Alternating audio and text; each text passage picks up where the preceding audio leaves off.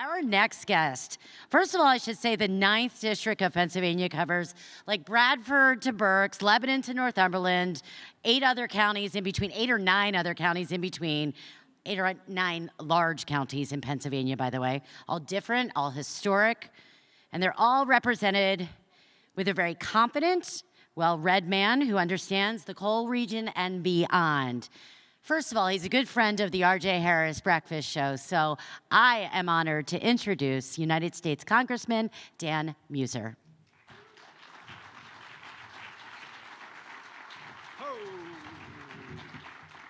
Well, good afternoon, all. I know I have 15 minutes. The clock is going, so I will get right into it.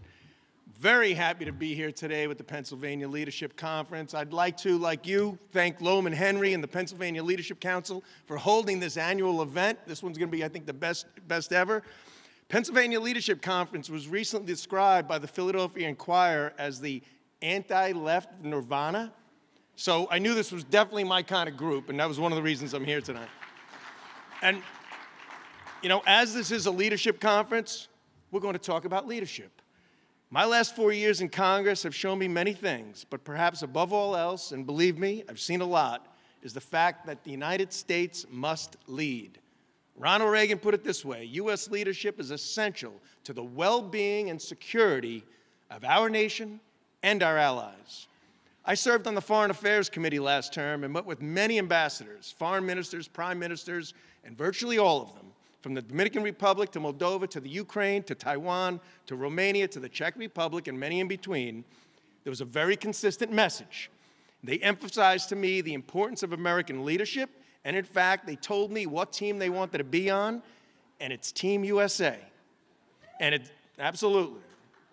And it's definitely not Team China, Russia, Iran, and North Korea. They made a point in assuring me that. We all know that President Biden's presidency has been destructive to both the United States and the world, and in many ways embodies the absence of leadership. As former Secretary of Defense Robert Gates, who served with both the Bush administration and Obama administration, stated, Biden has been wrong on nearly every foreign policy and national security issue over the past 4 decades. I'm not one to normally quote Barack Obama, but Barack Obama said, when referencing President Biden, never underestimate Joe's ability to F things up. That's true. As a matter of fact, we can all list, I think, from A to Z, if we wanted to, the problems and crises created by the Biden administration. A, Afghanistan. B, border crisis. C, crime. D, deficit spending. E, energy crisis. F, let's go, Brandon. This is why we must have Republican leadership. And very simply, to borrow a phrase, to make America great again. By the way, this indictment by District Attorney Bragg out of Manhattan, President Trump, is an obvious and outrageous weaponization of our justice system. This is proof positive that the left puts politics over the law. We must have constitutionality-bound leadership and focus on the pillars that have made America great in the first place. This includes having the strongest national security in the world, and that includes border security. Under President Biden, we have a serious border crisis, and they could not have done a worse job along the way if they would have tried. And you know what? I think maybe they did try, which is even more troubling. Our border is being overrun, folks. I visited it 3 times during the course of my time in office. The Biden administration let it happen, and they continue to do nothing to improve it. And yes, by the way, I am for impeaching Secretary Mayorkas for a lot of good reasons. Biden and his Democrat supporters in Congress have had an all-out assault on American energy. In just 2 years, we've lost our energy independence and our overall path to energy dominance, both here and abroad. The Biden energy policy is simply gas backwards. Thank you. And our military, which must be the strongest in the world, has also been rattled. Under the Biden White House, recruitment is down, good work is down, and bad work is up. Bad woke is up. And it is time to wake up and woke down. The left is doing its best to put ideology over results in our economy and our national security, and the world is noticing, particularly our adversaries. If the U.S. wants to truly thrive, we must have the most competitive economy in the world. We must be the best place to start and grow a business, like we were for most of the years of our history. And that requires the most competitive tax rates, sensible, responsible regulations, and just pro-growth policies. It is essential to have access to capital, so we must keep our banking system strong and healthy. This recent failure of Silicon Valley and Signature Bank were a result of mismanagement and very poor investment planning by SVB, but the root cause of it all was Biden inflation and the Fed's interest rate hikes in response to the inflation. So once again, let's go, Brandon. And we must continue to be the reserve currency for the world. The world wants us there, and it's crucial that we retain this position. Our schools also have to be the best, and the things that are important must be taught in an effective manner, such as math, science, writing, and literature, and American history, not revisionist history. Our career and technical schools, very importantly, also need to thrive, and we must finally pass an unambiguous school choice bill. The Republicans, myself included in the House, just passed the Parents' Bill of Rights Act last week. Very simply, this bill stated that parents have the right to see their child's curriculum, that parents must be allowed to see the school budget so they know where their tax dollars are going, that their parents have the right to know if there have been any violent or dangerous incidences in the classroom. Sounds like a lot of common sense to me. Unfortunately, in many of our schools, it's uncommon sense. And we do need to be those that speak of common sense and be the party of common sense.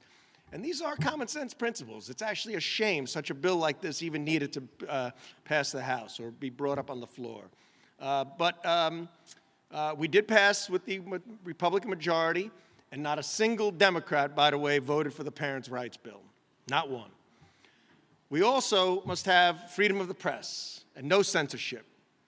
Right now, most of America gets its information and its misinformation from shows like This Week with George Propagandinopoulos, Disgrace the Nation, Morning Jerk or Joke or whatever, and all the biased others. Fortunately, when it comes to CNN, the only people watching are the two cameramen that are forced to watch it, so their ratings are way down. By the way, I'm going to try this joke out on you. How many in mainstream media does it take to change a light bulb? All right? The answer is none. Joe Biden tells them it's changed, and they all applaud in the dark. That's a good one. I like that one. We also know the problem and the bias with social media companies, and TikTok is a threat to our national security, needs to be deeply reviewed, but condemning it would be a step in the right direction. And of course, we must have constitutional law and must be as hawkish as possible on crime. Further, under this administration and Nancy Pelosi, by the way, I want to thank you very much for firing Nancy Pelosi. It's made my life a lot better, and yours as well, believe me. But we have countless issues on the worldwide stage due to this administration. The Middle East is in a neo-conflict. ISIS is growing. Iran has been emboldened. The Abraham Accords are eroding. Afghanistan is a total unmitigated debacle, where the breeding of terrorism is once again taking place. The Russian invasion of the Ukraine, and China continues to exert its power around the world while threatening Taiwan, a capitalist, freedom-loving country. Because of Biden's approach to our border, thousands of pounds and billions of dollars worth of illegal drugs are coming into our country, killing Americans, over 300 a day. And much of Mexico has turned into gangland violence, and human trafficking is running rampant. These are serious issues caused by leaders in positions that continue to blame America first rather than put America first. So, my friends, there's a lot at stake. Heading into 2024, we must keep the U.S. House. Our Republican conference is working very, very well together, and we will continue to do so. Together, we will stop the Biden and the Democrat far-left tax and spend agenda. We will rein in reckless spending and other actions that have been very detrimental and continue to be to our economy and our national security. We also must win the Senate. Saw my friend Dave McCormick up here a little while ago. I hope we're encouraging Dave to run for Senate. I know I am. But it is important for us to know this and be aware. In the last Congress, Senator Manchin and Senator Kyrsten Sinema,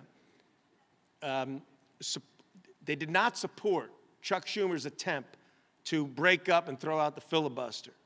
Had they would have passed a version of H.R. 1, which would have been a federal takeover of our elections. Okay? We're dealing with enough election integrity issues. But if that would have occurred, we would have had a very significant blow to our current election processes, and left-wing bias would have been ingrained into law. That's how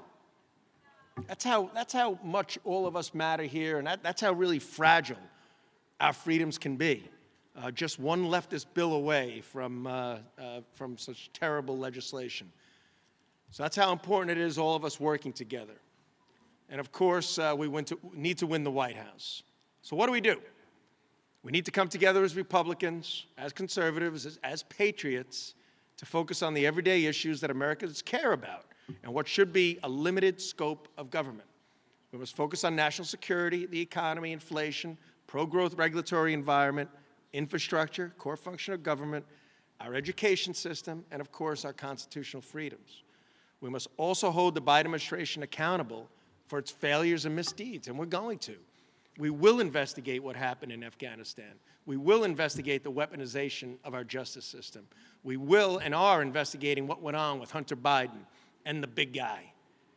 And we will investigate, thank you, yes, we will investigate the origins of COVID. My good friend, who's really become a good friend, Jim Jordan, Jamie Comer, and others are very much on that. And I'm on a oversight committee as well. Our country, I'm sorry?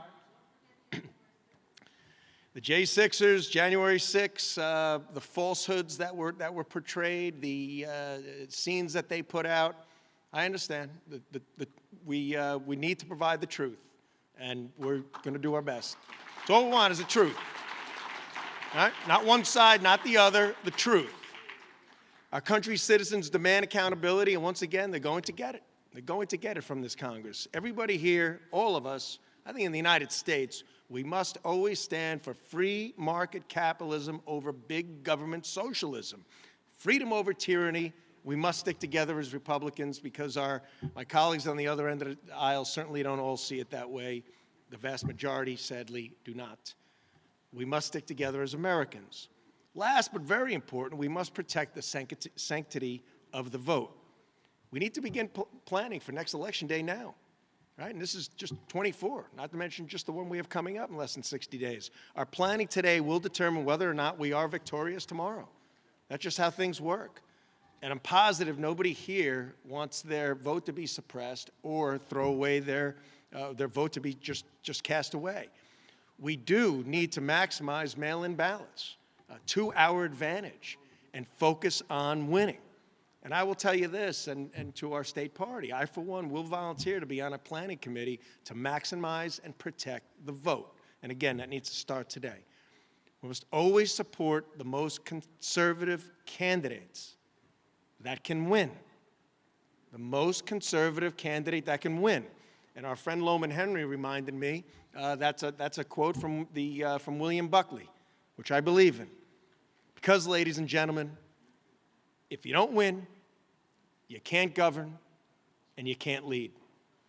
So with that, God bless Pennsylvania. God bless all of you. God bless the United States of America. I greatly appreciate it.